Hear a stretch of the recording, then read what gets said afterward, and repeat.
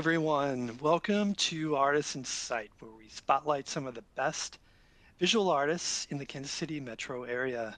My name is Brian Voll, and I'm the local arts librarian for Johnson County Library. Our mission for Artists in Sight is to share conversations with artists about their work, their background, and what inspires them. Before we get to our guest, just a note about the growing list of interviews in the Artists in Sight archive, located at jocolibrary.org in the Library on Demand tile in the middle of the page. There you'll find videos with conversations with local artists and a note about exhibitions, Johnson County's visual arts program celebrating the work of local visual artists with artwork available free to the public at most Johnson County Library locations. Please visit jocolibrary.org/events/exhibitions to see a full list of our artists and where they're showing, as well as interviews with each of them. So our guest today is Natasha Ria Elskari. Elskari has been a writer, entrepreneur, and educator for over a decade. Her poetry, academic papers, and personal essays have been published in anthologies, literary, and online journals. Born and raised in Kansas City, Missouri, Elskari has a BA from Jackson State University and an MA from the University of Missouri, Kansas City. She is the founder of both the Elskari Harvey Art Gallery, an inclusive art gallery dedicated to exhibiting underrepresented visual artists, and Black Space Black Art. In fact, you can see an exhibition with 3 artists who comprise the Black Space Black Art Collective. And those artists are Warren Stiles Harvey, Adrienne Clayton, and Vivian Blewett at the Lenexa City Center Library now until December 21st. And with that, I'd like to welcome Natasha. It's great to have you. How are you? Thank you. It's great to be here. I'm doing well. I should make a correction. It is Yes. now the Natasha Ria Art Gallery. I must have, maybe I need to correct that in my bio. But yes, it's been rebranded, renamed. So Got it. Okay. mhm, That is good to know. for sure, Okay. I'm glad to be here. Yeah. So we have a lot to talk about, Natasha, and I really appreciate your time. Let's start by diving into the exhibit at the Lenexa City Center Library. Give some background about what's on display there. For those who haven't seen the exhibit, what can they expect? Well, for those who haven't seen the exhibit, I encourage you to drop everything right now and make your way there during the open hours. The art there is Adrienne Clayton, Vivian Wilson Blewett, and Warren Stiles Harvey. And so you're having an opportunity to really see the the diversity of their art, and also what we do with Black Space Black Art and how we install and saturate spaces. So you're getting a chance to experience that, and you're really getting a chance to experience um, different perspectives of the African American experience in Kansas City, with all of these Kansas City. Most of them are Kansas City natives, but if they're not natives, they've come of age here. So that's what you're getting to see: two female perspectives, one male perspective, two parents, one person without children, right? All different types of places in life where these artists are and how it depicts in their work. Can you tell us how these 3 artists came together, or how you found them, or what's the origin of this particular group? For sure. So I started Black Space Black Art in actually the second day of Kwanzaa was in December of 2017 when I made the decision that I was going to go ahead and start. And I was inspired by something I had seen in California probably a decade or more before that time, seeing black art in a black owned barbershop. And I just thought it was the most unique idea, and it really stuck with me. It was at one barbershop. And they also had a bookstore in the back of their barbershop and kind of like a community area because of course San Diego is they don't have a lot of space. So Californians do a lot with a little bit of space anyway. And as I started to see the landscape of the Kansas City art scene change, I really was not seeing the presence and power of African American artists. They were oftentimes outside or trying to sell their wares and works on the streets instead of being invited into the space. And so that was something that really triggered me, and I wanted to change that. So I was very strategic about finding different artists, and I started out with six. I wanted artists from in their 20s, 30s, 40s, 50s. So that was, I wanted artists that were half women, half men. I wanted artists that were self taught, but also artists that had an art background, a scholarly art background as well. I really wanted it to be as diverse as we were as people. And so the people that you see in this exhibit are those that have not only said yes, but also have continued to say yes over this 5 year period. Adrienne Clayton is my stepsister, and we don't really use that term, but we grew up together. Our parents were married, and our grandmothers before that were very good friends. I did not know Vivian Wilson Blewett before, nor did I know Warren Styles Harvey. But when I put a call to artists, those were the artists that people kind of said, "Hey, this is who I think would be a great artist to work with." And so I badgered them basically until they said yes. It was a wild idea. It doesn't sound so crazy now, but in its inception, people were like, "What?" But they were brave enough to say yes, or crazy enough, whichever day. Yeah, okay. Thank you. So I want to talk about the different styles of art between the three artists because they each have a distinctive style. And but it is a cohesiveness to the work when you see it in person. You do get a sense of, there is a cohesiveness, yet there is a unique personality coming through for these styles. So I was wondering if you can speak to the different styles for each artist. For sure. So I'll start with Vivian's work because we're kind of looking at that right now, and Yeah. I always tell people Vivian uses work um, that has children as a focal point, but she does not only create children's work. And I am very careful to not allow people to pigeonhole that conversation. I think that Vivian comes from a very feminine aspect, a very motherly aspect, and that there is something powerful in being unapologetically those things, right?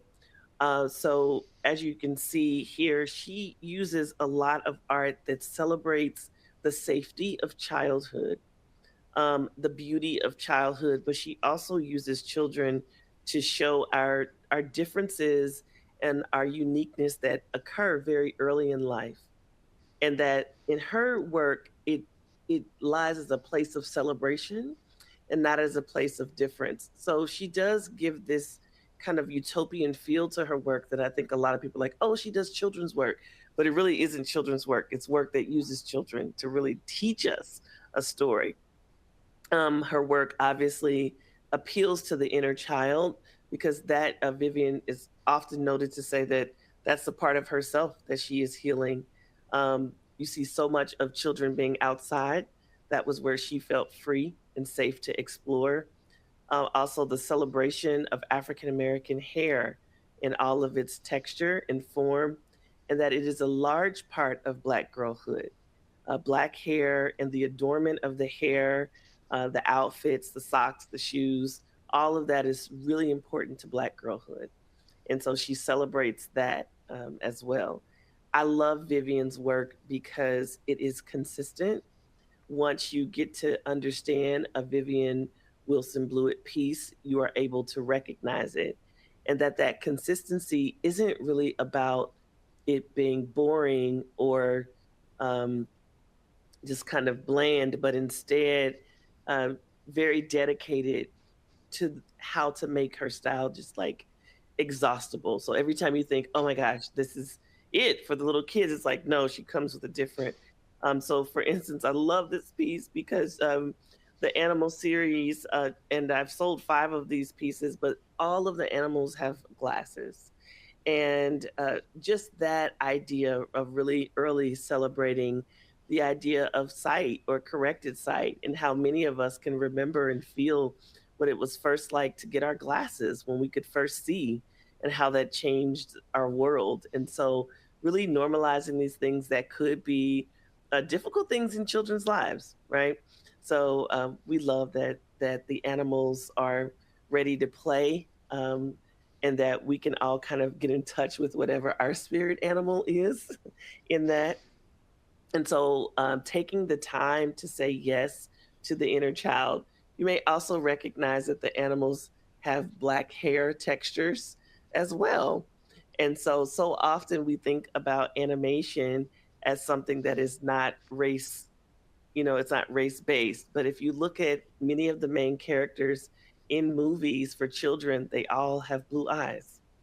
The Mm. main characters typically always have blue eyes, right? And so, coming with a different perspective or a different idea that can further tie to African American childhood is something that is really powerful in her work.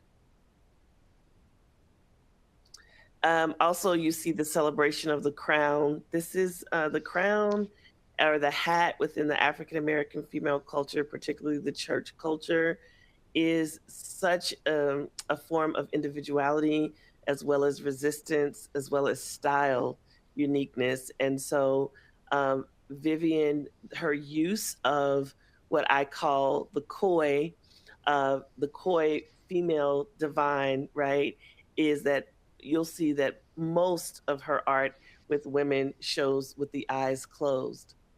And that is really to celebrate just being, that Black women do not always have to be doing.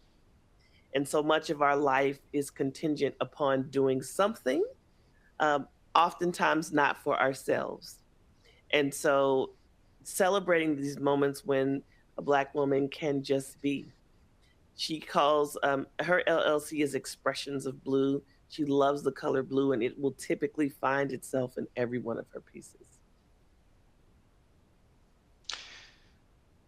What about Adrian Clayton?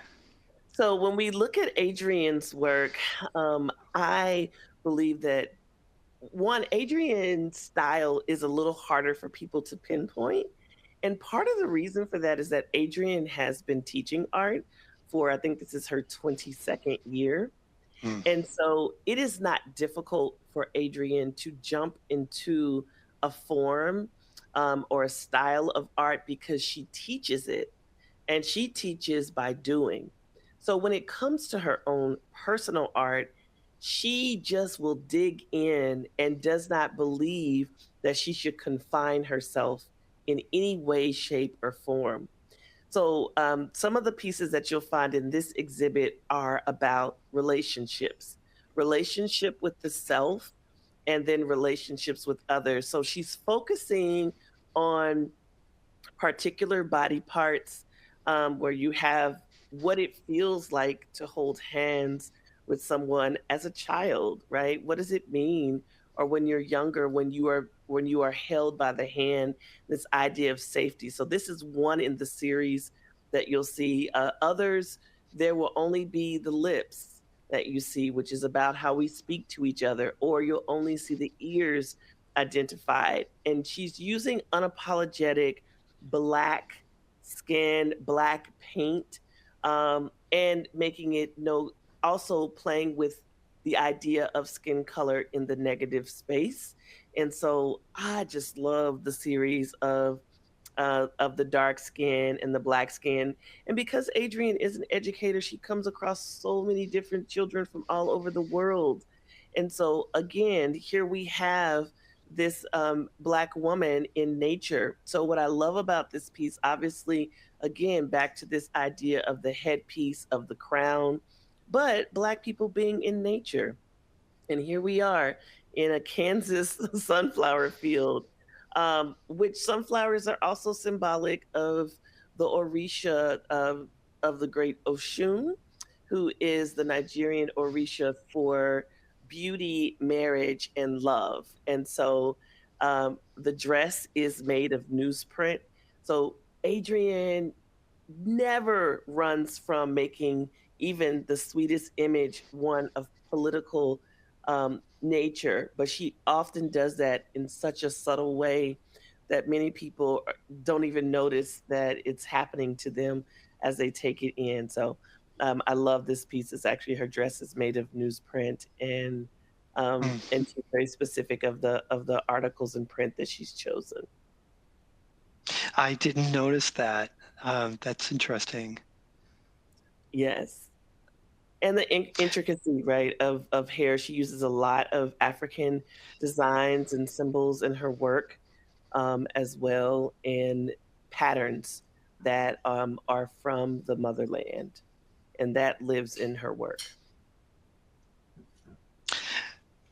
And last but not least, let's talk about Warren's work here. Yes.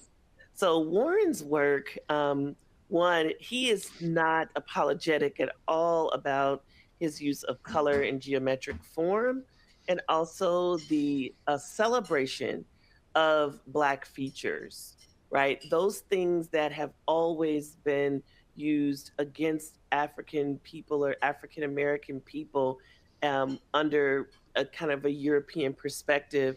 That is what Warren actually celebrates. So you're going to see the celebration of the full lips, of the full nose, but also Warren will tell you he creates specifically from a place of his wherever he is in a spiritual place. So you're going to find words that creep into his hope and trust and inspire and things about process, because he often talks about his work as he has no idea what he is going to create when he comes to the canvas. If you know anything about Warren's work, he creates incessantly. So he is a person that is painting every single day and creates all the time. And so, this idea, watching his style evolve and watching him evolve as well, has been such a wonderful process to his work.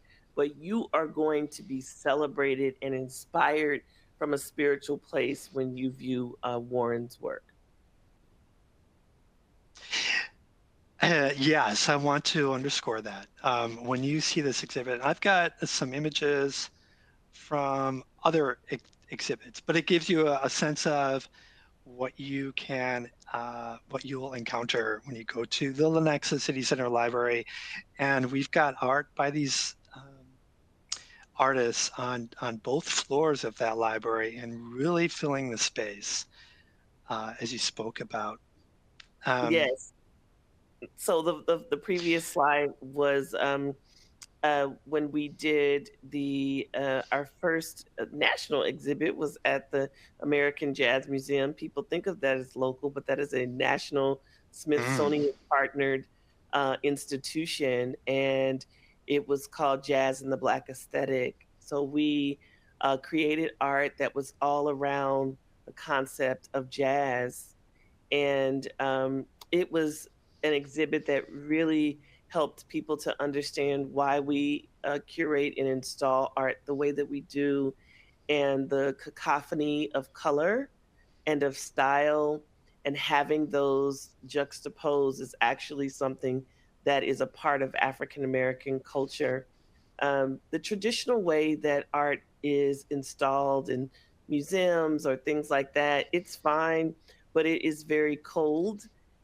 It's also very Eurocentric. It doesn't have a sense of like I can talk here, I can belong here, I can dance here, I can move here, I can laugh here. And we really like our art to create and portray the idea that art is a living, breathing thing that you can participate in, you can talk back to, you can have emotions with the art, and they don't have to be quiet at all. Using the Black form as inspiration, using the African woman's body, the African man's body, using our music as inspiration. How do you get our music, the music of jazz, how do you get that on an actual canvas? They nailed it, I think. I would say so. I wonder if you can talk, Natasha, about some of the other places where the art has been shown. So you've talked about the museums, and we obviously have your work in the library, and you've talked about Black-owned businesses. So what are some of the other locations where people can find this artwork? Yes, well, the locations, they do change depending on how long our partnership is. But currently, we are in the mayor's office, which we were very excited about that partnership because so many people come and all of the art is for sale. So that's also maybe what makes it a little different is that the artists that are a part of Black Space, Black Art, they are high. Um, they are high volume artists. So they are full time or part time artists, and they are giving a lot of life and push into that. So we're at the mayor's office, we're at the Black Pantry, which is a Black owned store on 31st and Oak. We are at Harvest Moon Botanica, which is a women owned store on 41st and Truce.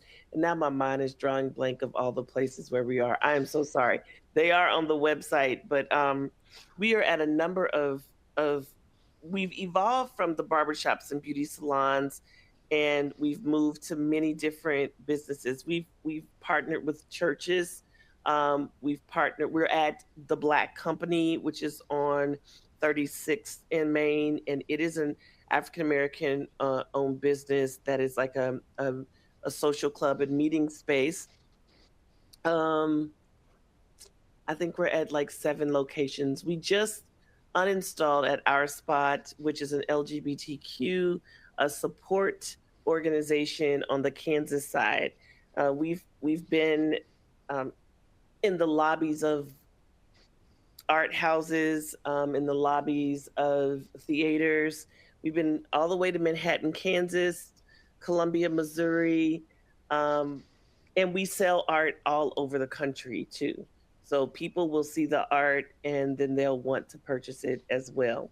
So we have some other places in the works that are not in Kansas City, and we just have to get the logistics done for what makes the most sense of getting the art to those business partners. So we're at about 7 locations now. We're always looking to expand and to continue. We typically have about 10 businesses that we're working with, and that's just because that's kind of all I can handle, doing the other things that I'm doing along with the artists. So, but I think 10 or 15 is where we would like to consistently sit.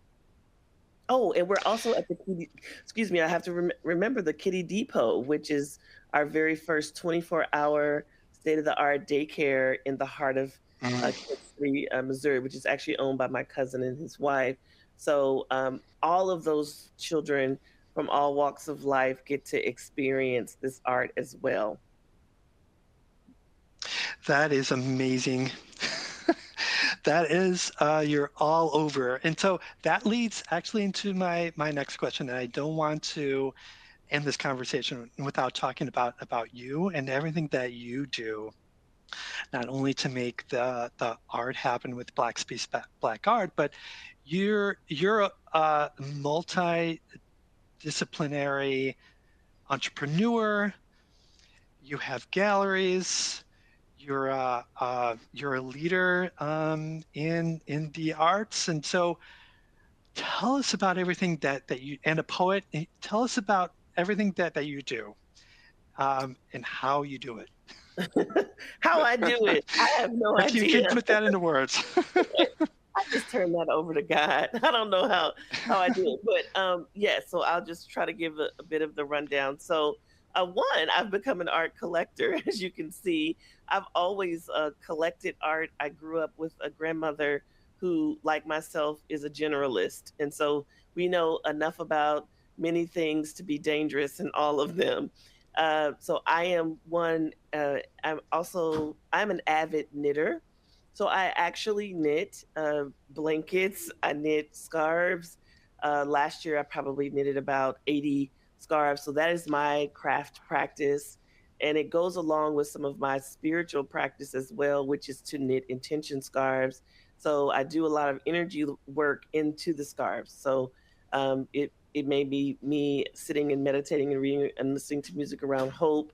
If people are wanting things around love, and so I really actually put their prayers and intentions into the scarves as I knit them, and I take that work really seriously. I love it.